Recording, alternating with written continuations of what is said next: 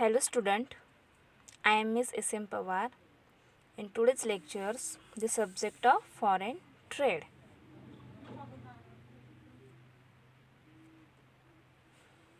Unit number 2, Foreign Direct Investment in India, FDI Policy. Okay, आपण या लेक्चर्समध्ये unit number 2 unit number 2चा study करणार आहे. आपल्या युनिट नंबर 2चे टायटल आहे foreign direct investment. FDI policy in India. तर फॉरेन डिरेक्ट इन्व्हेस्टमेंट म्हणजे काय, त्याचे मीनिंग, त्याचे नेचर्स, ॲडव्हांटेजेस, डिसॲडव्हांटेजेस, त्याचबरोबर त्याचे टाईप्स. याचा ओव्हरऑल स्टडी आज आपण या लेक्चर्समध्ये करणार आहोत. नाव let's C meaning of foreign direct investment. Foreign direct investment. What is meant by foreign direct investment? Foreign direct investment is an investment made by a foreign individual or company in productive capacity of another country. It is the movement of capital across national frontiers in a way that grants the investor control over the acquired asset. Foreign direct investment is when a company takes controlling ownership in a business entity in another country with foreign direct investment. Foreign companies are directly involved with day-to-day operation in other country. तर FDI म्हणजे काय? तर फॉरेनमधील व्यक्ती किंवा कंपनीने दुसऱ्या देशाच्या उत्पादक क्षमतेत केलेली इन्व्हेस्टमेंट गुंतवणूक म्हणजे फॉरेन डिरेक्ट इन्व्हेस्टमेंट होय. FDI foreign direct investments are commonly made in open economies that have skilled workforce and growth prospect. FDIs not only bring money with them but also skills, technology and knowledge. FDI सामान्यतः जे काही skills workforce आहे त्याचबरोबर growth, त्या देशाचा growth होऊ शकते अशी जी काही संभावना असते अशा ओपन इकॉनॉमिक्समध्ये ही FDI फॉरेन डिरेक्ट इन्व्हेस्टमेंट केली जाते. जेव्हा फॉरेन डिरेक्ट इन्व्हेस्टमेंट केली जाते तेव्हा त्याच्याबरोबर त्या कंट्री फक्त मनी पैसे आणत नाही तर त्यांच्याबरोबर ते स्किल्स, नॉलेज, टेक्नॉलॉजी हे देखील आणतात. Foreign direct investment FDI is investment of foreign assets into domestic structures, equipment and organizations. FDI inflows are into the primary market and do not include foreign investments into the stock markets. It is a long-term investment and is used by the developing countries as a source of their economic development, productivity growth to improve the balance of payments and employment generation.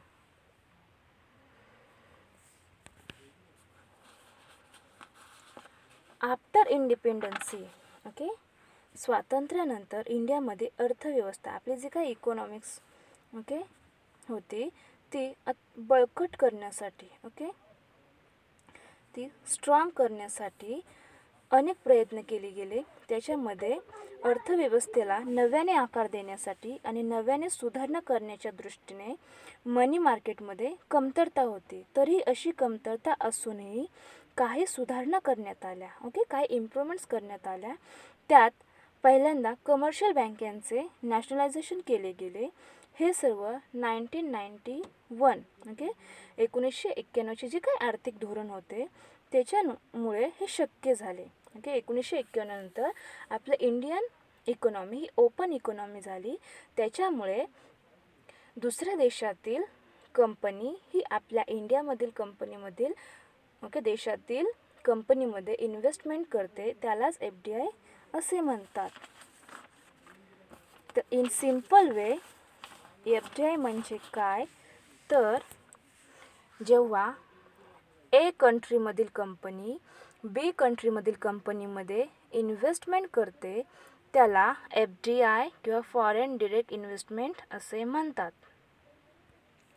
Okay, A कंट्रीमधील company हे बी कंट्रीमधील कंपनीमध्ये investment करते त्याला foreign direct investment असे म्हणतात. Okay, investment in a business by an investor from another country for which the foreign investor has control over the company purchase. Okay, त्या कंपनीमध्ये ते त्यांचे शेअर्स परचेस करू शकतात किंवा एखाद्या असेट्स ते मध्ये इन्व्हेस्टमेंट करू शकतात.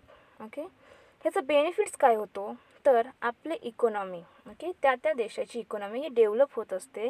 त्याचबरोबर त्या देशाला फॉरेन करन्सी देखील मिळत असते. त्याचबरोबर अनएम्प्लॉयमेंट बेरोजगारी कमी होऊन रोजगाराची ऑपॉर्च्युनिटीज निर्माण होतात.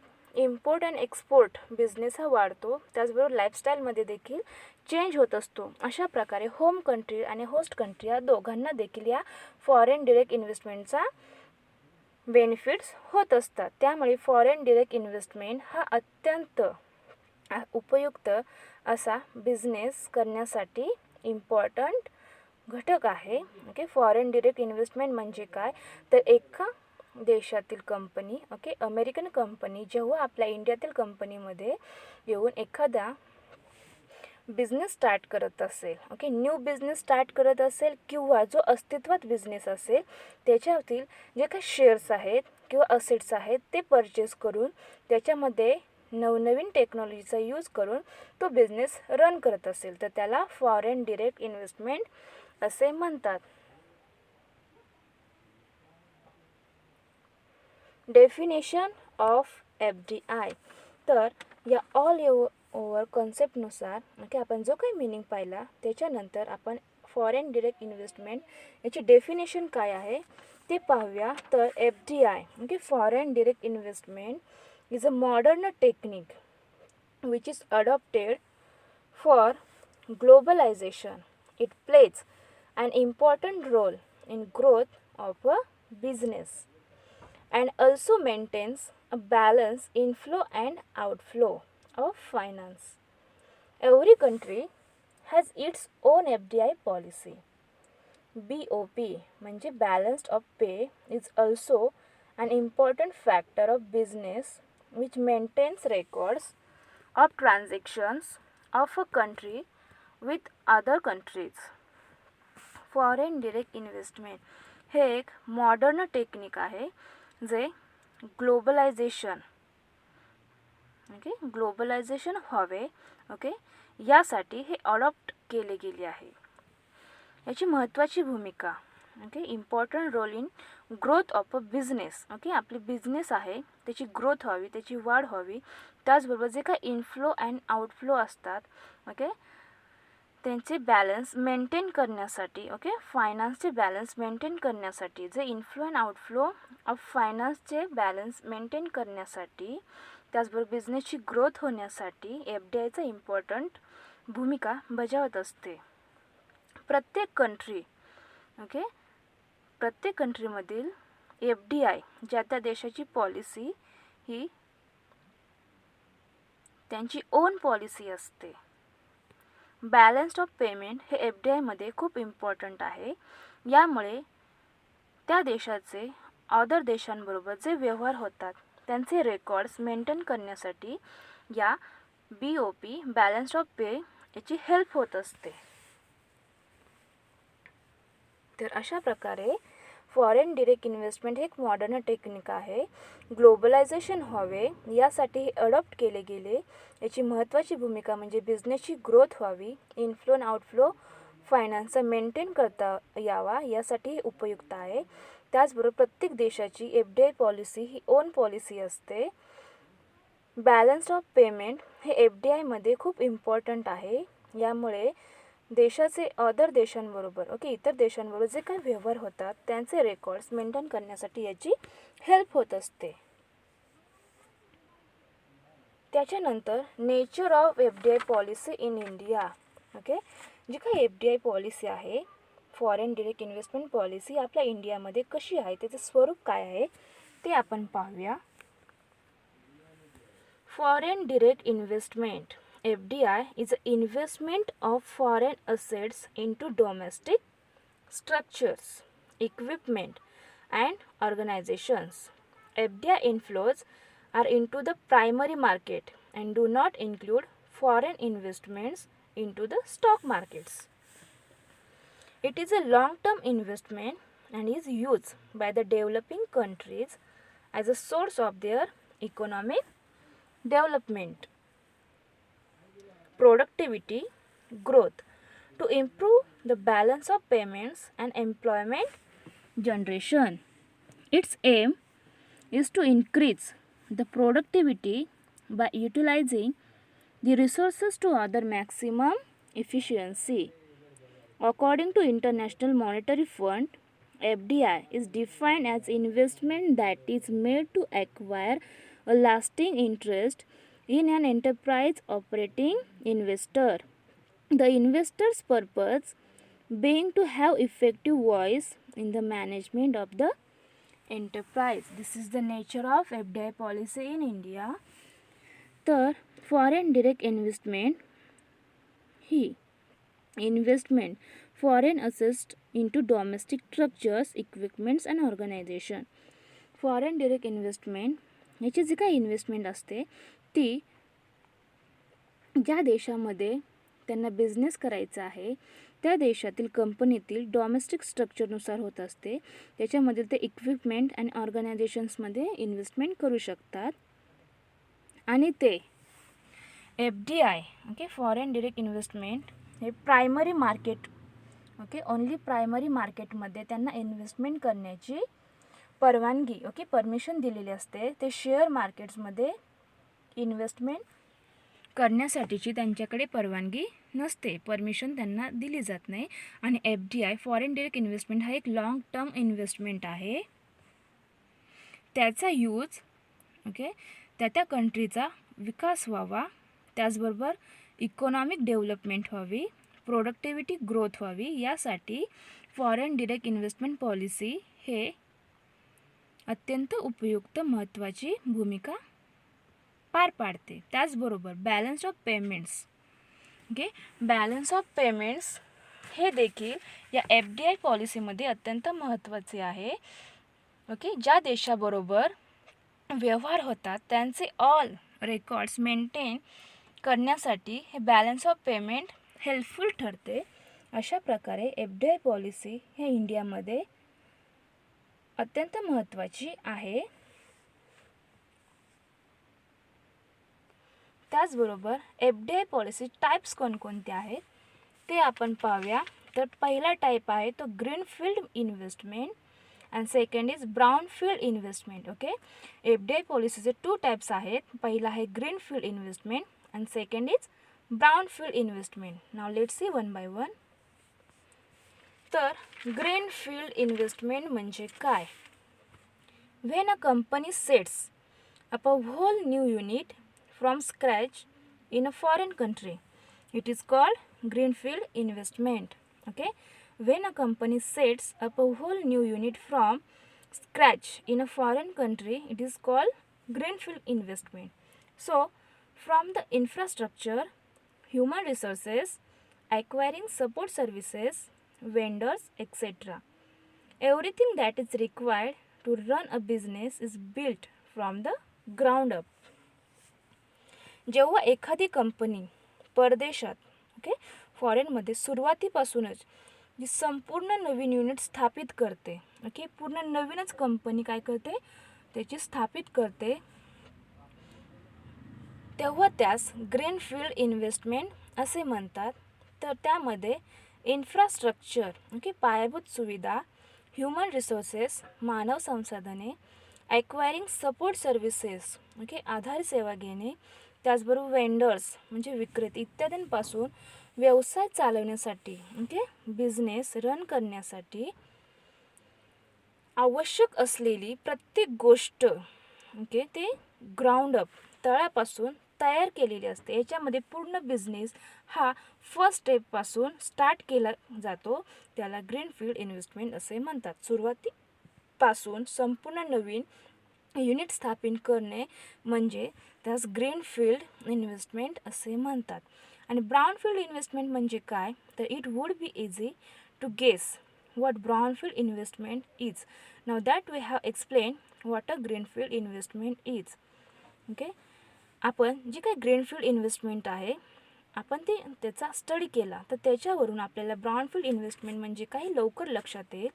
तर brownfield investment is when an investment company invests in an existing business facility by acquiring a part or all the equity of a company or by leasing out production facilities, infrastructure to carry out their own production activities. Greenfield इन्व्हेस्टमेंटमध्ये new company ही संपूर्ण new company किंवा unit हे स्थापित केले जाते.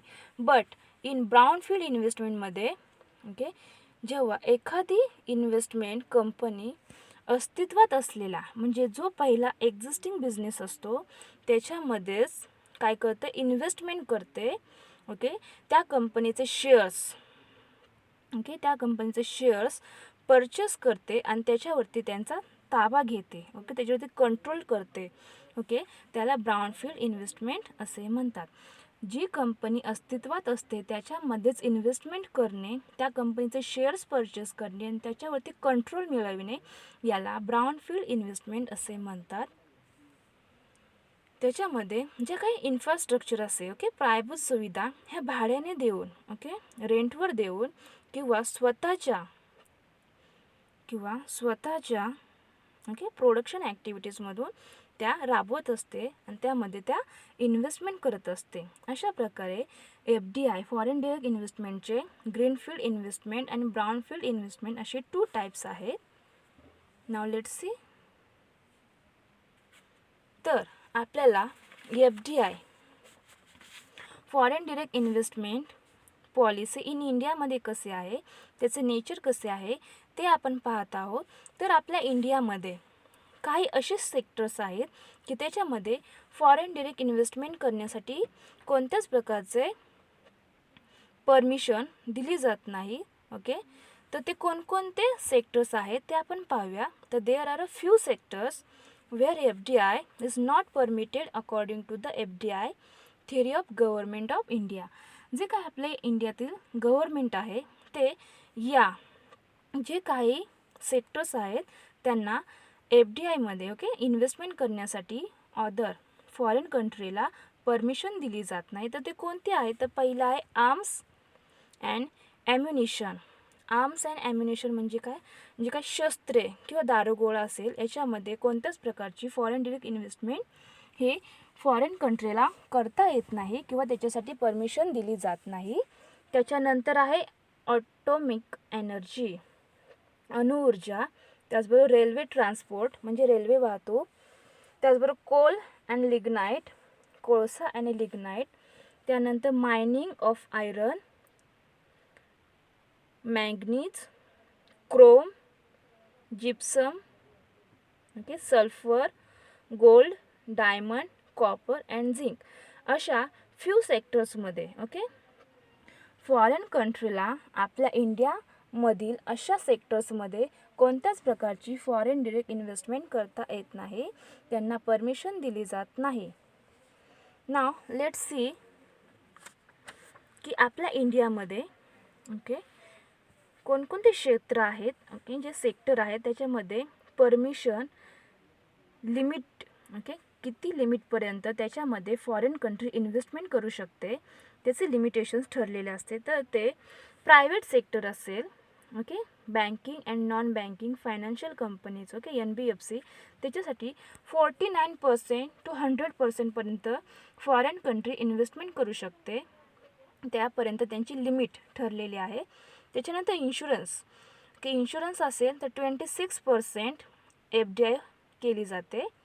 टेलिकम्युनिकेशनसाठी 49%, petroleum refining private sector, petroleum product marketing 100%, housing and real estate 100%, power 100%, drugs and pharmaceuticals 100%, Roads and highway, port and harbor construction and maintenance 100%.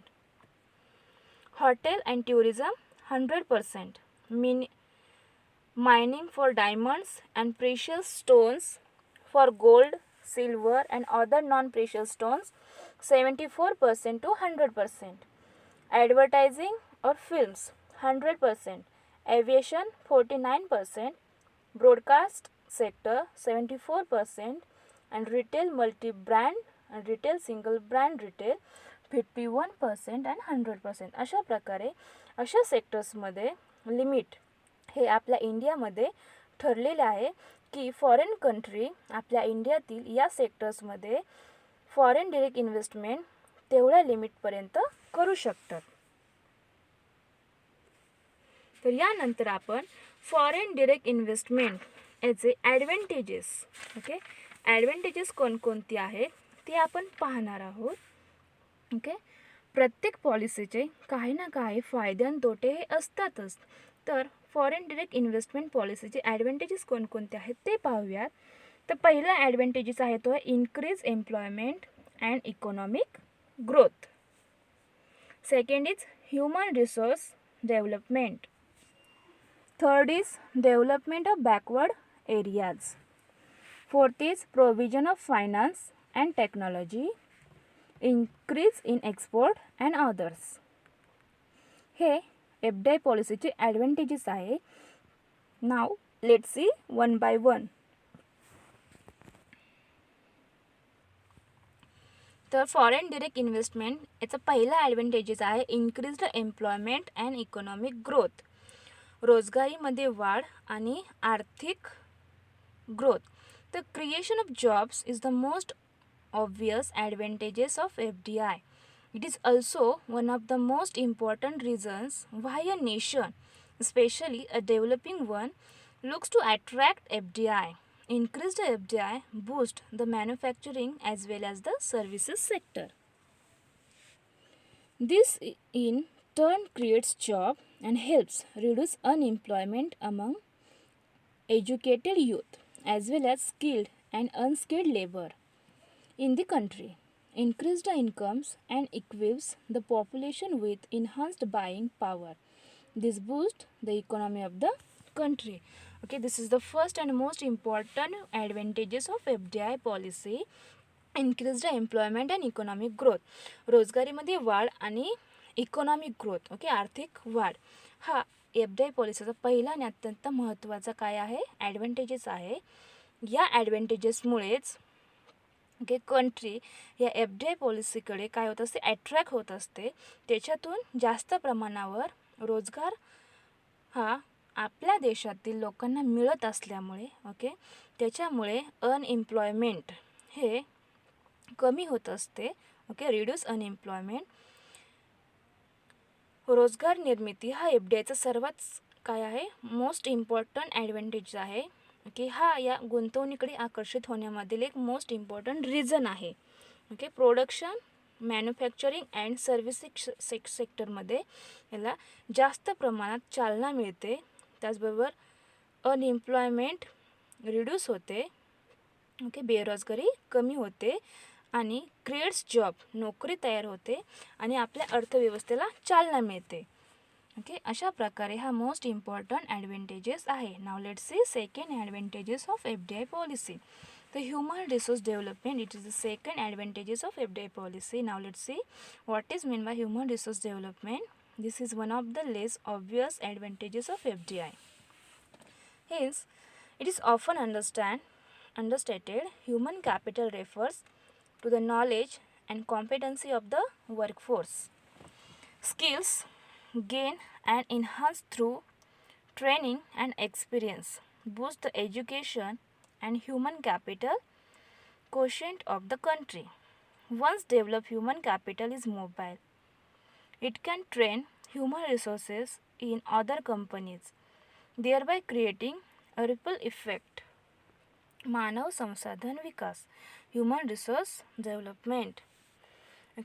FDI याच्यामुळे काय होते तर other country, okay, foreign country ह्या आपल्या इंडियातील कंट्रीमध्ये येऊन काय करत असतात, कंपनीमध्ये इन्व्हेस्टमेंट करीत असतात. त्यामुळे ते फक्त पैसेच घेऊन येत नाही, तर त्याच्याबरोबर त्यांचे स्किल्स, ओके, नॉलेज, टेक्नॉलॉजी हे घेऊन येत असतात. त्याच्यामुळे ते आपल्या कंट्रीमधील एम्प्लॉयर्सना ट्रेनिंग आणि त्यांचे जे काही एक्सपिरियन्स आहे त्याच्यानुसार स्किल्स प्रोव्हाइड करीत असतात. यातून आपल्या देशातील ह्युमन रिसोर्सचा काय होत असते, विकास होत असतो. त्यांचे नॉलेज आणि त्यांची जी काय क्षमता असते, ओके, त्याच्यामध्ये इन्क्रीजेस होत असते. अशा प्रकारे FDI पॉलिसी हा देखील ॲडव्हान्टेजेस हा होत असतो. नंतर आहे development of backward areas. This is one of the most crucial benefits of FDI for a developing country. FDI enables the transformation of backward areas in a country into industrial centers. This in turn provides a boost to the social economy of the area. The Hyundai unit is Sriperumbudur, Tamil Nadu in India exemplifies this process. Development of backward areas, जो काही मागासलेला प्रदेश असतो त्याचा विकास या FDI policy आपण इंडियामध्ये त्याचा स्वीकार केल्यामुळे त्याचा उपयोग आपल्याला बॅकवर्ड एरियाचा डेव्हलपमेंट करण्यासाठी होत असतो. तर जो काही मागासलेला प्रदेश असतो त्याचा FDI पॉलिसीमुळे डेव्हलपमेंट होते. ओके, जे काय विकसनशील देश असतात, ओके, डेव्हलपिंग कंट्री असतात, त्यातील FDI हा महत्त्वाचा ॲडव्हान्टेजेस आहे. याच्यामुळे बॅकवर्ड एरियाचा, ओके, इंडस्ट्रीयलमध्ये काय होत असतो, इंडस्ट्रीयल सेंटर्समध्ये रूपांतर होत असते. त्याचबरोबर सोशल इकॉनॉमी, ओके, सामाजिक अर्थव्यवस्थेला देखील चालना मिळते. ह्याचं एक्झाम्पल म्हटले तर आपल्या भारतातील तामिळनाडूच्या श्रीपेरबुंदूर येथे हुंडाई युनिट या प्रक्रियेचे हे अत्यंत चांगले उदाहरण आहे. त्यानंतर आहे provision of finance and technology. Recipient businesses get access to latest financing tools, technologies and operational practices from across the world. Over time, the introduction of newer enhanced technologies and processes results in their diffusion into the local economy, resulting in enhanced efficiency and effectiveness of the industry. Provision of finance and technology. जी काय आपली finance, okay, वित्त आणि technology, तंत्रज्ञान यांच्यामध्ये जे काही तरतूद होते, प्रोव्हिजन्स ठरवले जातात, तर त्याच्यामुळे देखील आपल्या देशाला काय होत असते, त्याचा FDI पॉलिसीचा ॲडव्हान्टेजेसच मिळत असतो. FDI केल्यामुळे त्यांचे जे काही आर्थिक साधने आहेत, तंत्रज्ञान आहे, त्या पद्धतींमध्ये आपल्याला काय मिळत असतो, प्रवेश मिळतो. त्यामुळे आपल्या जे काही उद्योग असतात त्याची कार्यक्षमता याच्यामध्ये वाढ होत असते. हा देखील FDI पॉलिसीचा अत्यंत महत्त्वाचा काय आहे, ॲडव्हान्टेज आहे. Increase in exports. Not all goods produced through FDI are meant for domestic consumption. Many of these products have global markets. The creation of 100% export-oriented units and economic zones have further assisted FDI investors in boosting their exports from other countries. FDI policy मुळे exports, okay, जी काही वस्तूंची निर्यात होत असते त्याच्यामध्ये increase, okay, वाढ होते.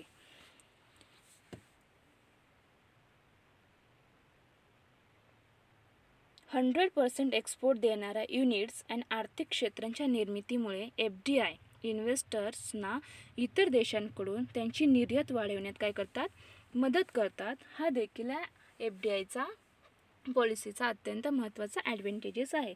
त्यानंतर त्याचे अदर ॲडव्हान्टेजेस कोणते आहेत, तर exchange rate stability, stimulation of economic development, improved capital flow, creation of a competitive market आणि easy international trade.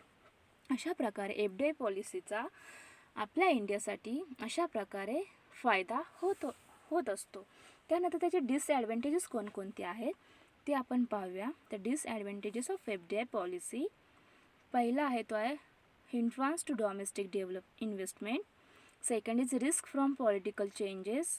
Third is negative influence on exchange rates, higher cost, economic non viability and others. तर FDI पॉलिसीचे हे disadvantages आहे. Now let's see one by one. Hindrance to domestic investment, as it focuses its resources elsewhere other than the investor home country.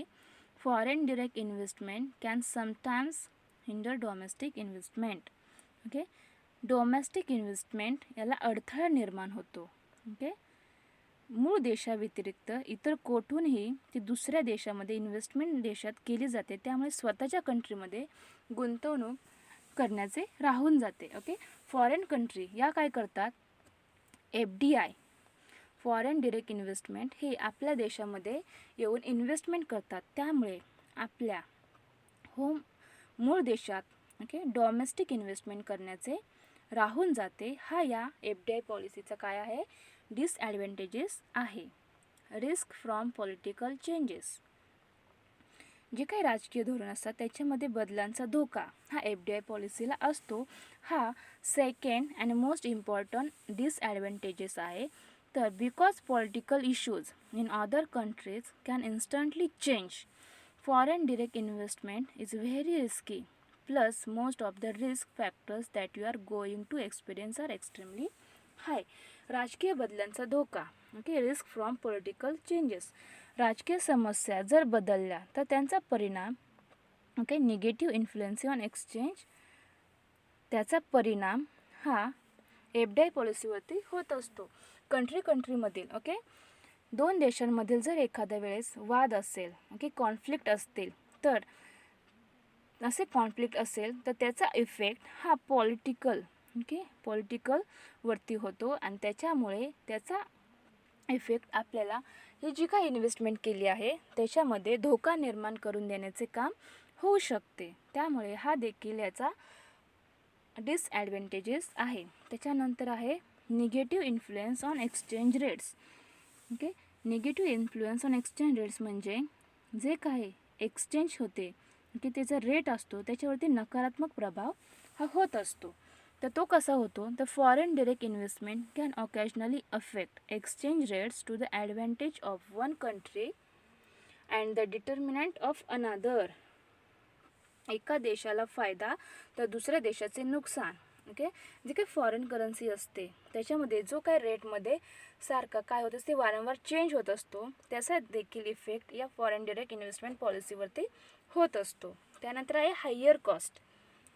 If you invest in some foreign countries, you might notice that is more expensive than when you export goods. So it is very imperative to prepare sufficient money to set up your operations. Higher cost म्हणजे उच्च खर्च. जेव्हा वस्तू निर्यात केल्या जातात तेव्हा खर्च अधिक होतो. ओके, सम फॉरेन कंट्रीजमध्ये जर इन्व्हेस्टमेंट केली असेल त्यामुळे ज्या काही आपण वस्तू निर्यात करतो त्याच्यावरती हायर कॉस्ट ओके खर्च अधिक होतो. हा देखील या FDI पॉलिसीचा डिसॲडव्हान्टेजेस आहे. त्याच्यानंतर आहे इकॉनॉमिक नॉन व्हायबिलिटी, आर्थिक अव्यवहार्यता. म्हणजे काय, तर considering that foreign direct investments may be capital intensive from the point of view of the investor, it can sometimes be very risky और इकॉनॉमिकली नॉन व्हायबल.